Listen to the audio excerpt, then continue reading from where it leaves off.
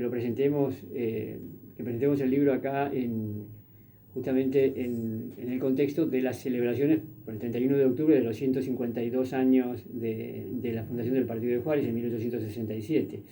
El libro en realidad es, como bien decís vos, es la continuación de el otro que presentamos acá hace unos 4 años atrás, ¿no es cierto? Es prácticamente la continuación, va desde el año 1877 a 1878.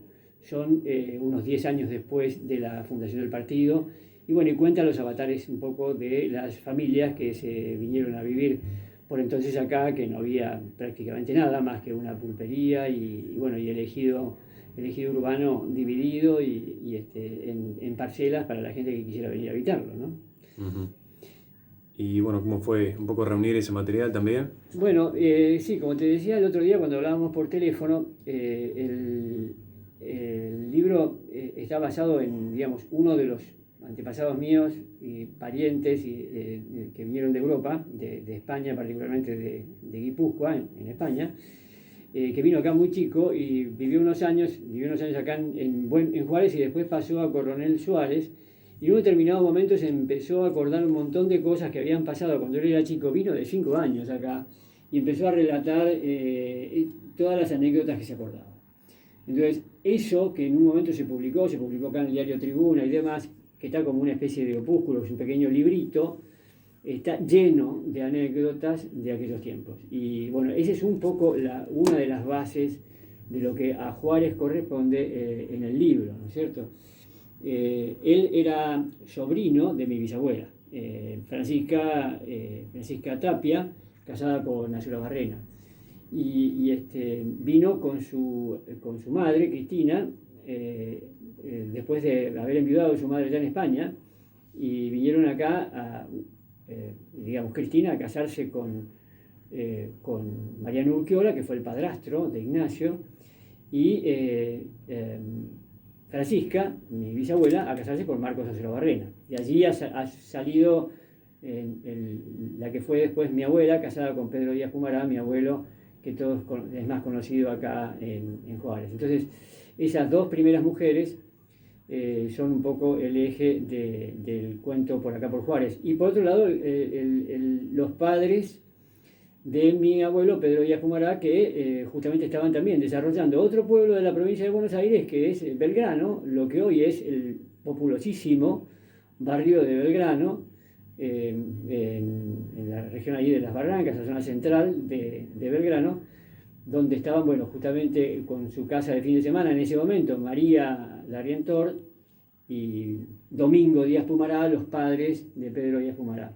Que en ese momento el libro, mientras lo trata, don Pedro Díaz Pumará viene siendo apenas un chico, también de 5 años, casi de la misma edad que Ignacio, el otro protagonista niño del libro, acá en Juárez, es decir, a 80 leguas de distancia unos de otros y todavía sin conocerse, pero un poco así es como que está armado el libro, ¿no?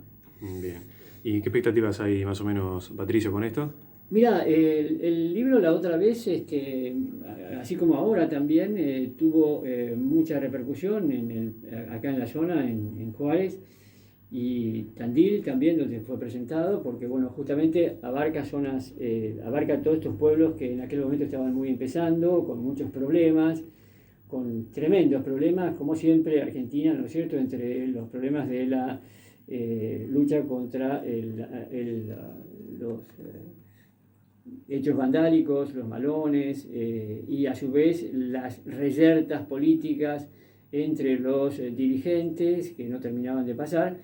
Entonces abarca también lo que estaba pasando en Buenos Aires, lo que estaba pasando en el resto de las provincias de Argentina y, ¿cómo se llama? Y por otro lado también en Juárez, ¿no es cierto?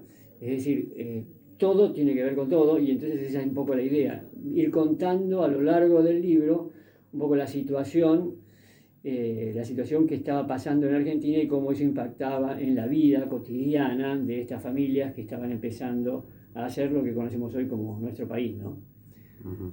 Patricio, hay como una movida interesante, ¿no?, que se está dando en el último tiempo, por lo menos en los últimos años, se notan por ahí un poco, ¿no?, en lo que tiene que ver con mirar ese pasado, mirar hacia atrás también, La gente aquí en Juárez le interesa mucho ese tipo de cuestiones. ¿Lo ves así o...?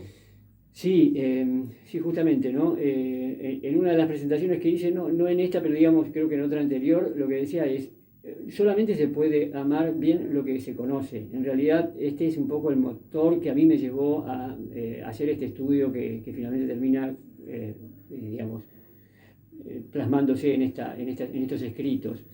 El conocimiento de los antepasados, de las cosas que fueron ocurriendo, de cómo les tocó vivir, de qué es lo que pasó, cómo es que se armó, por qué estamos donde estamos y cómo estamos.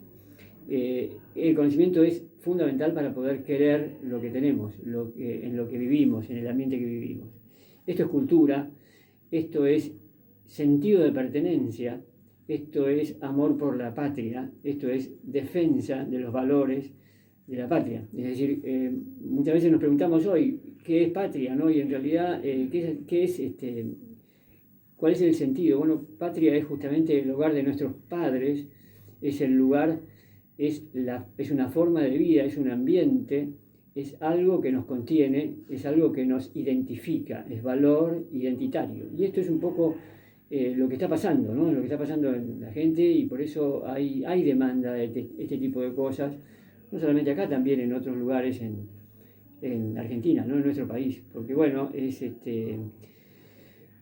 bueno, muchos de nosotros en algún momento nuestros antepasados estaban viviendo en otro lugar, vinieron a estos lugares y empezaron a hacer esto que estamos viviendo hoy, nos lo legaron, y bueno, justamente conocerlo nos sirve para amarlo, ¿no es cierto? Ese es un poco el sentido, esto es lo que está un poco pasando, como vos decís bien, Gustavo.